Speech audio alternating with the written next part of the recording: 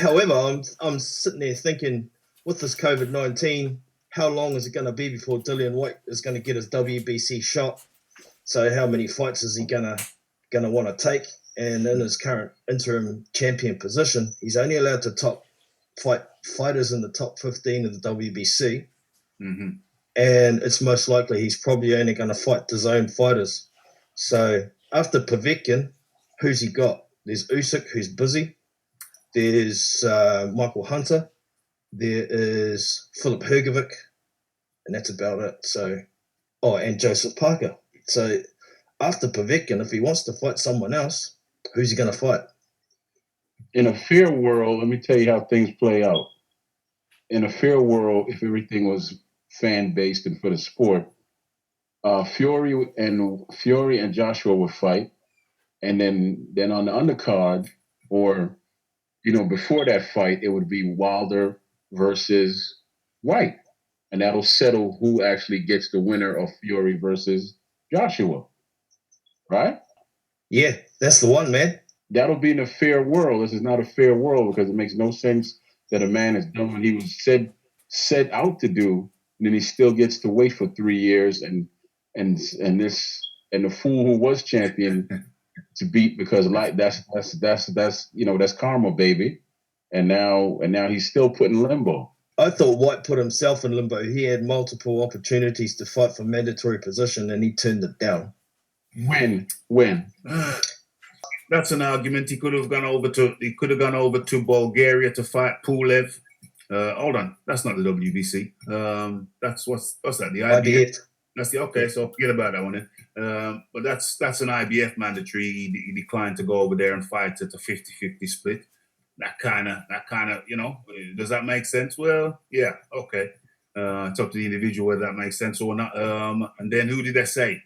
Who was the first person who declined? Pulev was first. No, I mean for the WBC. Luis Ortiz. Oh no, it was Dominic Brazil. Dominic Brazil or Luis Ortiz, one or the other. I thought it was Luis Ortiz. Luis Ortiz is the one who turned down contracts from him. When have you ever heard Luis Ortiz sending somebody a contract? He was sent the contract. He didn't like it. Here's the thing: when Ortiz first fought Whyte, he made $500,000. So they offered him $250,000 because Whyte is just a contender. So why would he pay him more to fight than a champion paid him, right? So he turned down the $250,000, saying that's an insult. You just only made $500,000. Here you're getting paid half of that. That's fair to me to fight a contender. So then to my understanding, he was sent a contract that was worth $1 million, $2 million. He turned that down. Just like, and in the future, just to prove that he keeps turning down stuff and saying he's a boogeyman, he turned down $7 million, and no one could explain to me how a guy who's supposed to be the boogeyman is turning down fights. $7 million for who? Joshua. And he turned down $250,000 for Whyte. All this stuff is easily found. The WBC ordered Whyte Ortiz for the second mandatory position. Is that correct? No, they didn't. Hold on. What's the question? Okay. Hold on. Hold on. What's the question, Big Boys Boxing? Yeah, well, I was pretty sure at the time that the WBC ordered Whyte versus Ortiz for the second mandatory position behind Dominic Brazil. They entered negotiations and they failed, but then I don't know which side it was, decided they didn't want the fight full stop. Otherwise, it would have gone to purse split, and purse splits wouldn't have mattered. No, Wilder said, if you beat Ortiz, then you'll get your shot at me. And then Whyte was like, why do I need to beat Ortiz when I just beat everybody I need to beat to fight you? And why do I need to fight the guy that you just knocked out? How does he get in front of me? That was the question that no one could answer. This guy just got beat by the champion. And how does the champion say, you fight the guy that I just beat because now he's in front of you?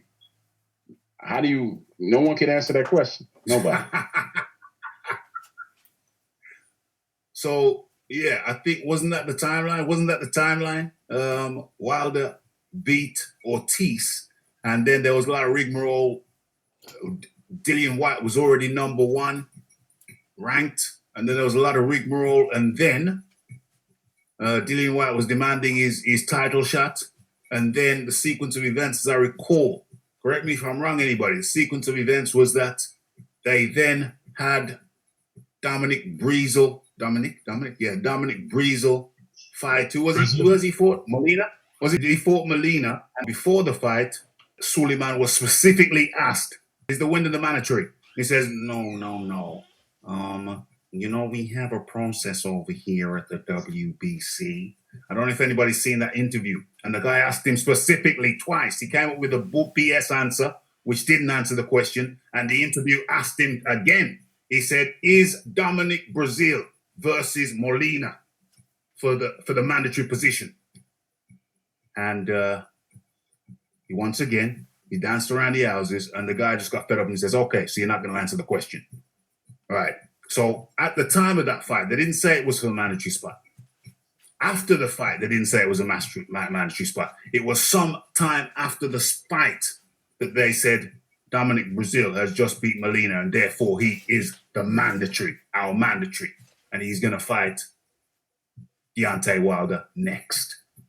Well, because Dominic Breazeal threatened legal action, so they had to give it to him, apparently. Deontay Wilder punched him something in a hotel. You've seen the video. Oh, not that one. No, he was threatening the WBC with legal action because he was contracted to fight Stavern for the interim and mandatory spot. But Stavern ended up getting bumped up because Luis Ortiz popped dirty. So Stavern got to fight Wilder.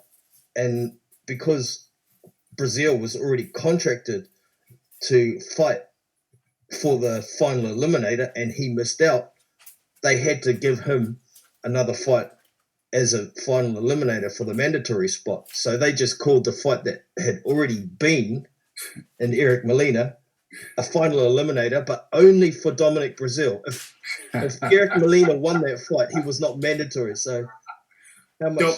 WBCBS. Damn right. WBCBS. That's what we should call it.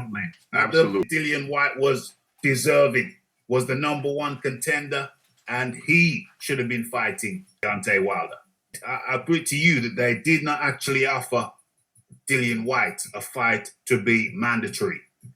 Mandatory, as in first mandatory. They offered him the fight to be second mandatory when he was already number 1 ranked.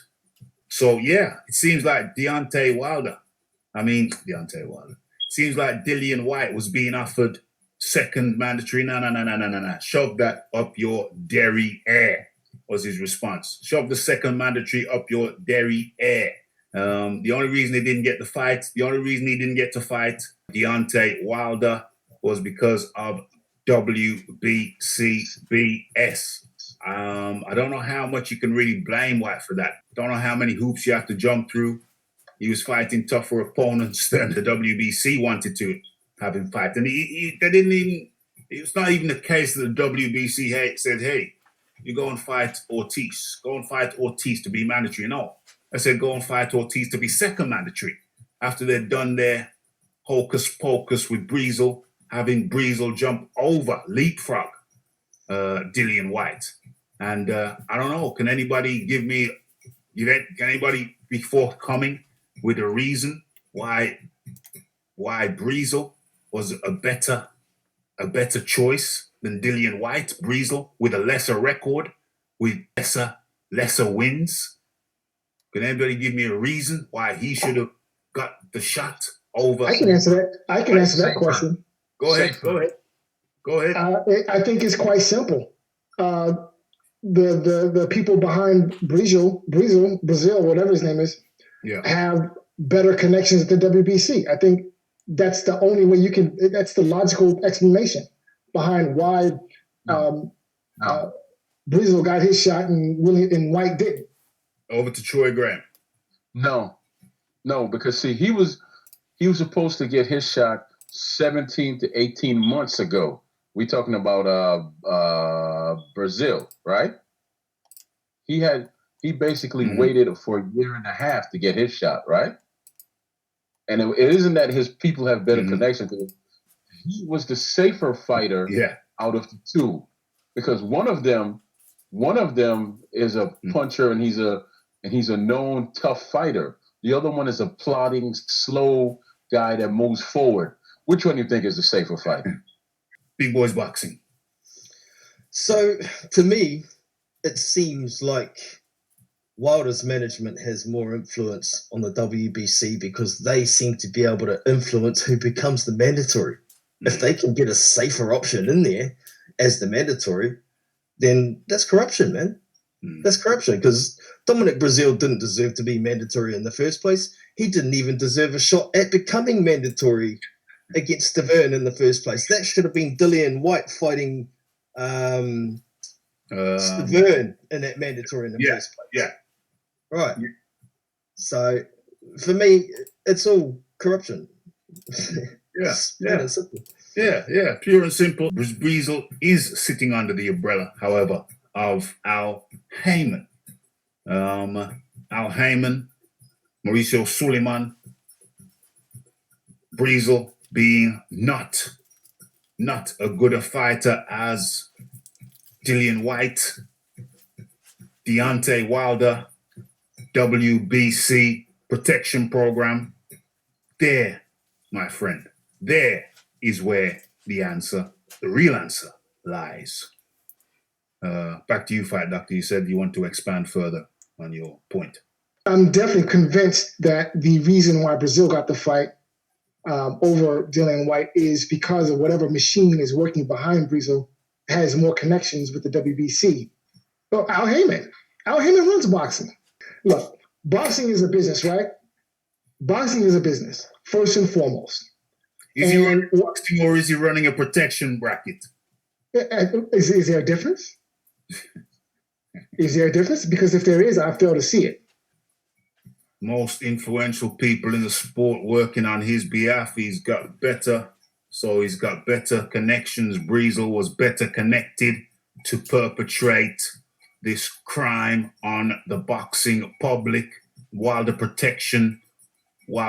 WBC protection of Wilder was effected by Al Haymon, is what I'm hearing.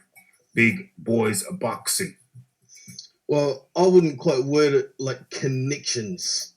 I would say Breazeale was an association of Al Haymon, who has a handle on the WBC. That's how he got his position. It wasn't because he's got connections. It's because he's a walking punch bag and he's one of Al Haymon's minions. Yes.